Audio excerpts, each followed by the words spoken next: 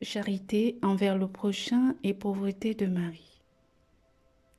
L'amour envers Dieu et envers le prochain nous est imposé par un seul et même commandement.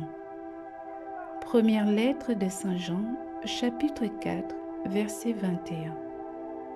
Celui qui aime Dieu, qu'il aime aussi son frère. La raison en est, dit saint Thomas, que celui qui aime Dieu aime tout ce qui est aimé de Dieu. Sainte Catherine de Gênes disait un jour à Dieu, « Seigneur, voulez-vous que j'aime mon prochain? Et moi, je ne puis rien aimer d'autre que vous. » Dieu lui répondit, « Celui qui m'aime aime tout ce qui est aimé de moi. » Or, il n'y a jamais eu, et comme il n'y aura jamais de créature plus enflammée d'amour pour Dieu que Marie, ainsi, il n'y a jamais eu, et il n'y aura jamais de créature plus dévouée qu'elle à son prochain. Corneille de la Pierre, expliquant un jour un passage du Cantique des Cantiques, dit que le sein de la bienheureuse Vierge Marie fut le lit de repos où le Verbe de Dieu vint habiter. Et si le centre est resplendissant de charité envers les filles de Jérusalem, c'est parce que le Christ, qui est la charité même, a rempli sa Sainte Mère d'une immense charité envers tous ceux qui recourent à elle. Marie était si remplie de charité quand elle vivait sur la terre qu'elle secourait ceux qui avaient besoin de son aide sans même en être sollicitée. Citons pour preuve les noces de Cana, où elle demanda à son fils le miracle du vin en lui exposant l'embarras de la famille. Ils n'ont plus de vin, dit-elle. Jean chapitre 2, verset 3. Oh, quel était son empressement lorsqu'il s'agissait de secourir le prochain. Par exemple, quand elle alla chez Élisabeth pour y remplir un office de charité. Luc chapitre 1, verset 39. Marie se mit en route et se rendit avec empressement vers la région montagneuse dans une ville de Judée. Mais la preuve la plus grande de sa charité est qu'elle a offert son Fils à la mort pour notre salut. Et cette charité de Marie envers nous, dit saint Bonaventure, ne s'est point affaiblie dans le ciel. Elle s'y est au contraire beaucoup accrue, parce qu'elle connaît maintenant mieux les misères des hommes. L'ange déclara à sainte Brigitte que nul ne prie la Vierge sans recevoir les grâces qu'il attend de sa charité. Heureux l'homme qui m'écoute, qui veille à ma porte jour après jour, qui monte la garde devant chez moi. Proverbe chapitre 8, verset 34. Heureux est celui qui observe ma charité pour se montrer ensuite à mon exemple charitable envers les autres. Saint Grégoire de Nazianze dit qu'il n'y a pas de meilleure manière de conquérir l'affection de Marie que d'user de charité envers le prochain. Jésus nous a dit « Soyez miséricordieux comme votre Père est miséricordieux ». Luc chapitre 6, verset 36. Il est certain que Dieu et Marie seront miséricordieux envers nous comme nous l'aurons été envers les autres. Donnez et l'on vous donnera, car la mesure dont vous vous servez pour les autres servira de mesure aussi pour vous. Luc chapitre 6, verset 38. Marie, notre maître et charitable, est aussi la mère des pauvres et des tout-petits. Notre aimable Rédempteur, pour nous apprendre a méprisé les biens de ce monde, a voulu vivre sur cette terre dans la pauvreté.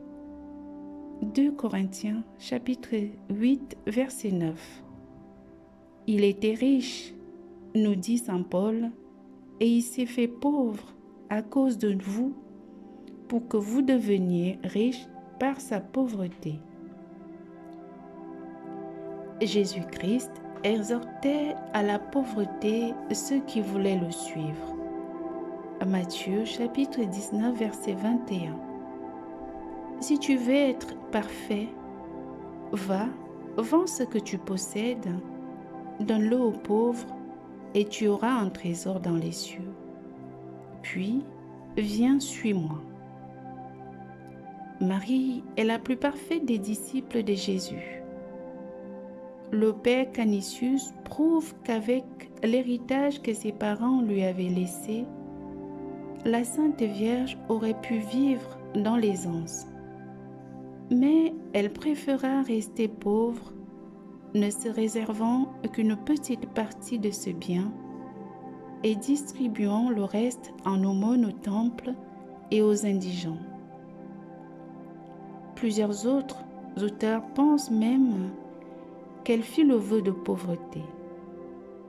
Elle révéla à sainte Brigitte, livre 1, chapitre 10, « Dès le commencement, je fis dans mon cœur le vœu de ne rien posséder dans ce monde. »